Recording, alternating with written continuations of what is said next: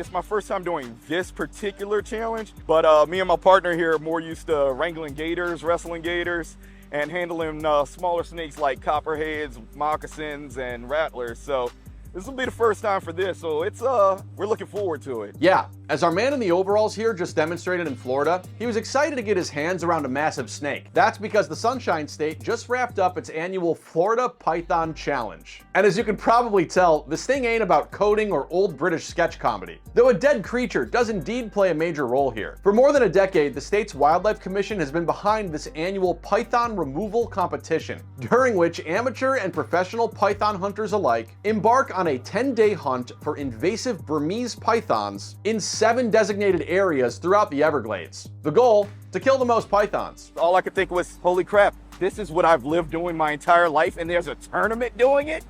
I want to do this. That guy's a python hunter from Mississippi, who was among the 108 registered participants from out of state, plus 2 Canadians, that made up the 857 would-be snake snagglers who took part in what's effectively a state-sponsored version of The Simpsons Whacking Day. The main goal of the Python Challenge is to increase awareness about invasive species issues, particularly the Burmese python here in Florida, but also invasive species issues in general. This guy's the Interagency Python Management Coordinator for the Florida Wildlife Commission, showing off how to handle an innocuous toy snake, big deal, before a real Burmese python that's not as cuddly wraps itself around his leg. And again, the python problem is a big problem, and so we want to make sure that to get the word out as much as possible, because we can't do this alone. And he's not just talking about needing a helping hand to place this thing into a garbage bag. While these creatures that can grow up to 20 feet in length aren't venomous, and as noted by the Department of the Interior that there have been no reported human deaths from wild living Burmese pythons in Florida, they have nevertheless been, as the handwriting suggests, a problematic prohibited reptile. Since populations first started showing up in the wild in 1979, experts believe they may have first started off as pet snakes that got released outside, where today they are notoriously hard to spot and are believed to number in the tens of thousands across South Florida. Last year's Python Challenge, we had over 200 pythons removed from the environment. So whether that's a big or small number, I'll just make this note that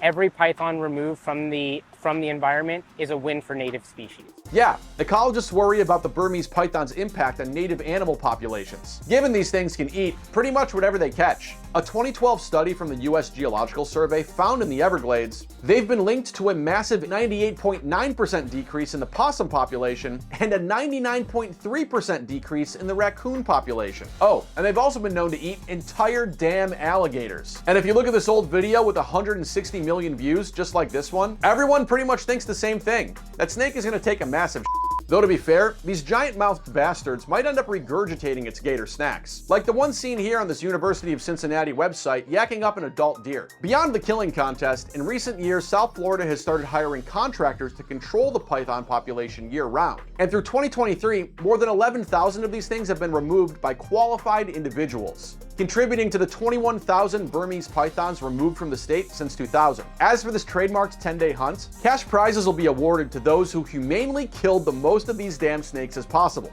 including one $10,000 ultimate grand prize. As of press time, the Wildlife Commission says the winners will be announced at a later date. But we're running a bit of our own contest here at your Daily News Refresh. That's right, we're trying to collect the most likes and subscribes. And anyone who likes this video and subscribes to our channel will be entered into a contest to get new weird and interesting news videos in their feed each and every day. Oh, and the results are in.